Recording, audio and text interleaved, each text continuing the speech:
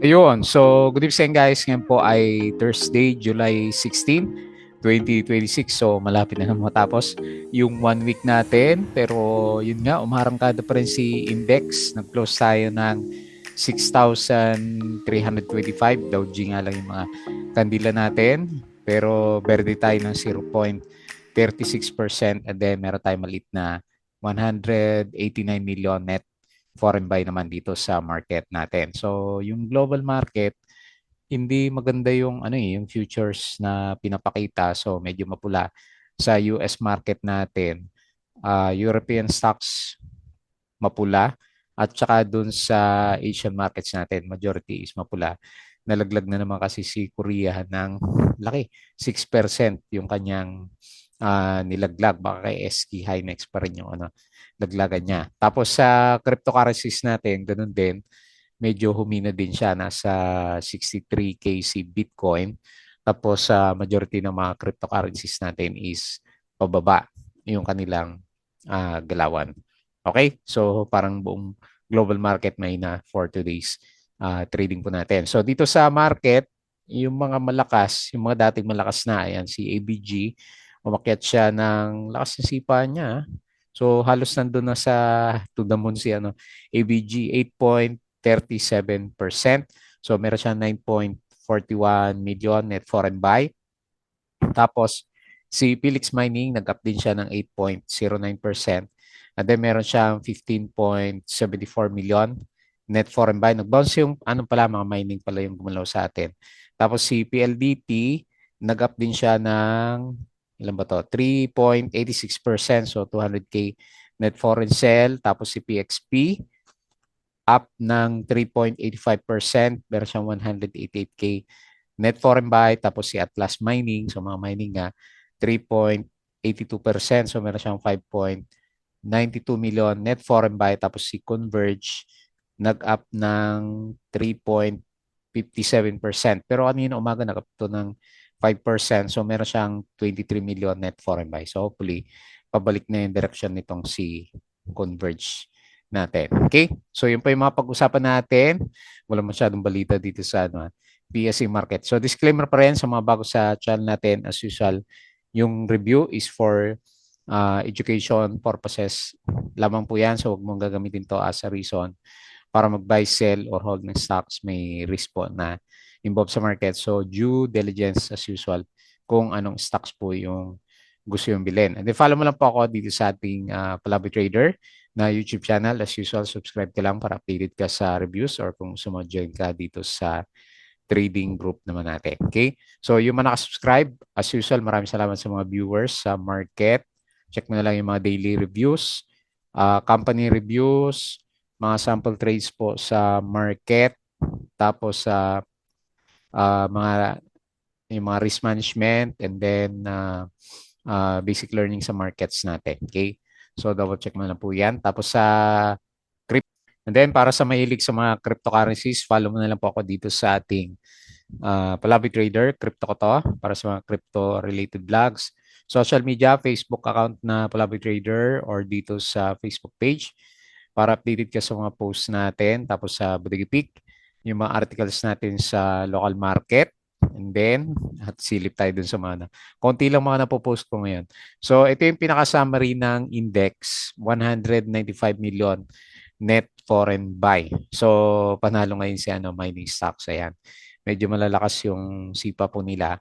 So, nag-up yung mining natin ng 2.9%. Followed by finance, medyo malakas pa rin, no? 0.88%. Services lang, negative 0.23% kasi hindi masyadong gumalaw si ICT natin. Okay? So kahit pa paano, meron tayong 195 million na net foreign buy. So yung yung mga binili sa binenta, foreign funds bought, BDO, BPI, China Bank, AP, FPH, Meralco, CNPF, Emperador, CHP, ABG, AC, Costco, ERIT, MRITS, Globe, Converge, ICT Bloom, 7-Eleven, ATPX, saka si PXP. So yung mga binenta si PNB, ASN, CREC, CAT, DNL, IMI, Aboites, EJ, JT Cap, Ali, CLI, CRIP, PAL, Cebu, Plus Web, Pure Gold, Wilcon, APX Nickel at saka si OGP. Di ba umakyat si APX natin kanina? Okay? So Meralco, merong insider trade. So bumibili yung mga executives natin. Plus has joined the Brazilian Institute of Responsible Gaming pero wala masyadong epekto sa plus natin.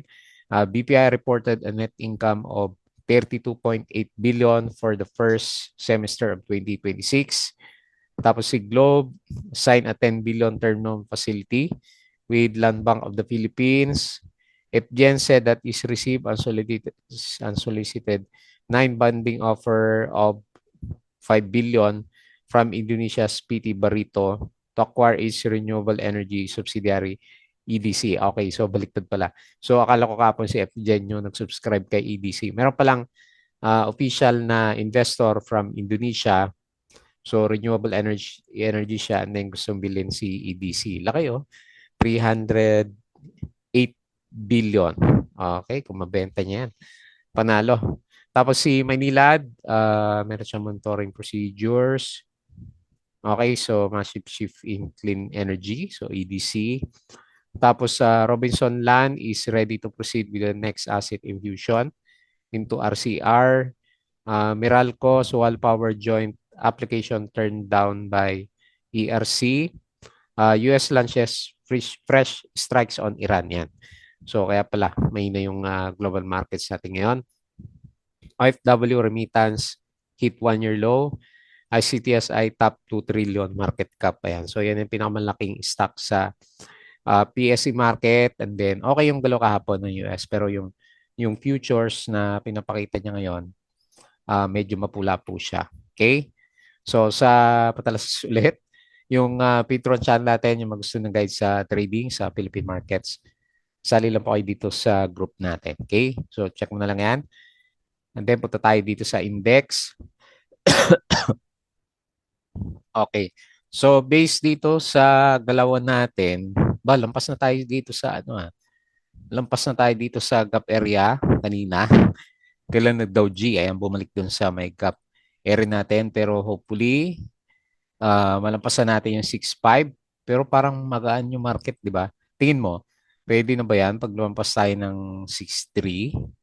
Kailan kasi baka hindi niya maitulak eh. Wala kasing foreign buying pa yung market natin. Pero maganda lahat ng pinapakita ng mga indicators natin. Okay? So, nag-close tayo ng 6,325.15.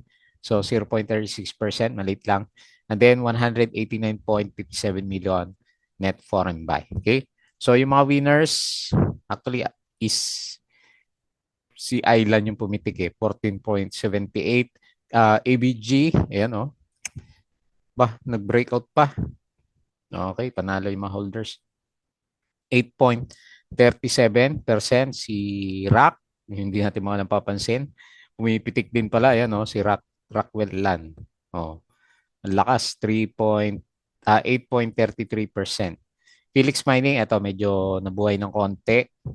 So, nag-up siya ng 8.09%.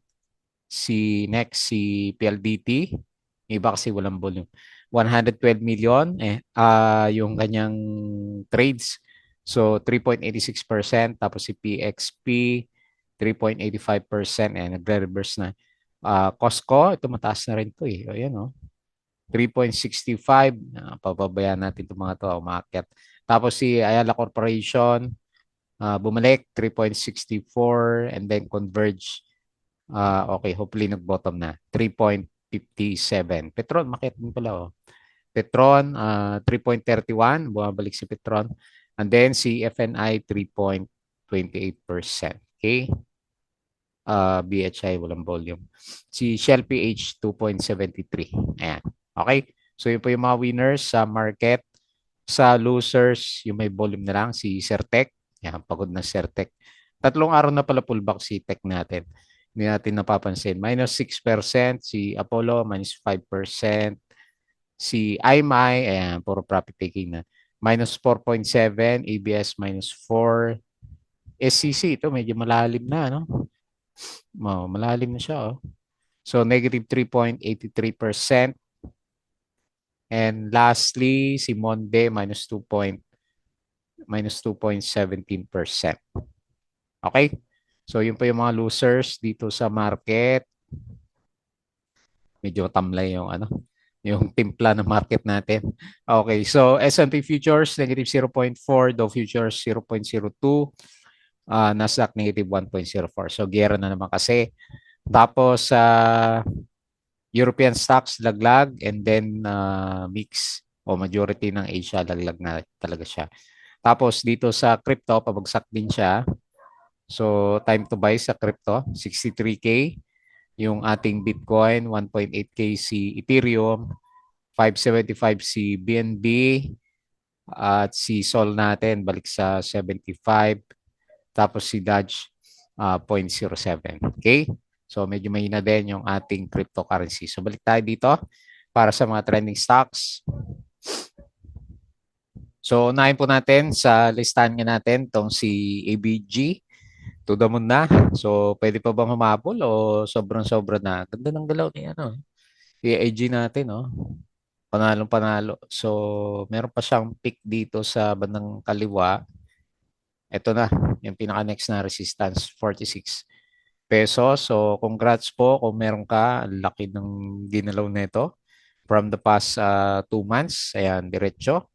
Yung galaw natin sa kanya, actually, lampasan na to sa pag klinon mo to. Lampas-lampas na siya dun sa pinaka-trading channel po niya. Okay? So, ganda. Lakas ng sipa. Congrats kung meron ka. Hopefully, meron pa kasi binobomba pa rin siya. Oh. Lalaki ng mga volume.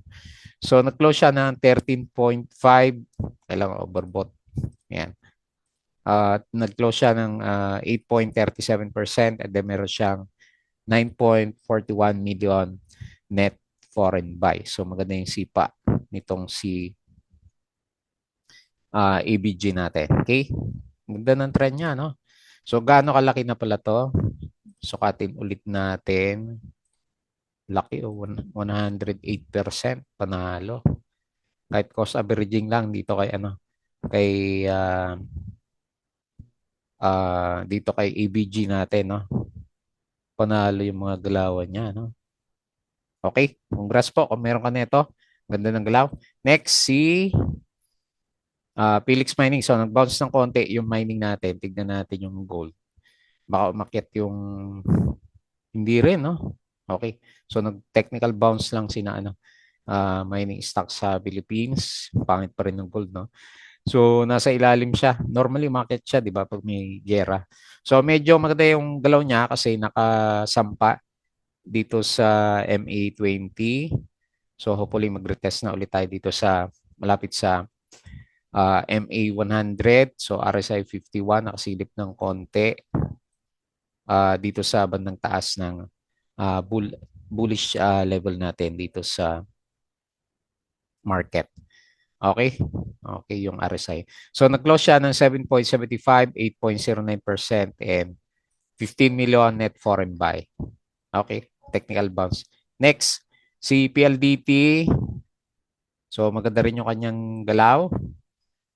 So, based dito sa galawan niya, okay, so, gusto rin mag-breakout, no? Nag-breakout siya dito. Okay. So, malapit lang siya dito sa, pwede na ba dyan? O dito na sa taas natin, no? Okay, dito na. Kasi parang ito yung range na sinusundan niya, no? PLDT ngayon. Okay, so congrats. Maganda po yung recovery. RSI 66. Nag-close siya ng 1,238, up na 3.86%. At 200K net foreign buy. Okay, next, si PXP. Wala namang exploration na balita, no? Okay. So, nag-bounce pa rin siya. Siguro dahil mataas yung oil. So, meron siyang breakout.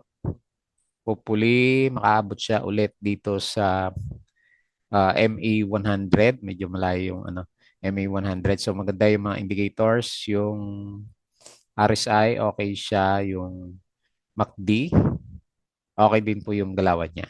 Ayan. So, may setup pa nga. Nag-close si PXP ng 2.7, up ng 3.85%. And then 100K net foreign buy. Next, Atlas Mining. So, for mining stocks. Ba, ito medyo maganda oh. Nakaka-recover na pala tong si Atlas Mining natin oh. Panalo.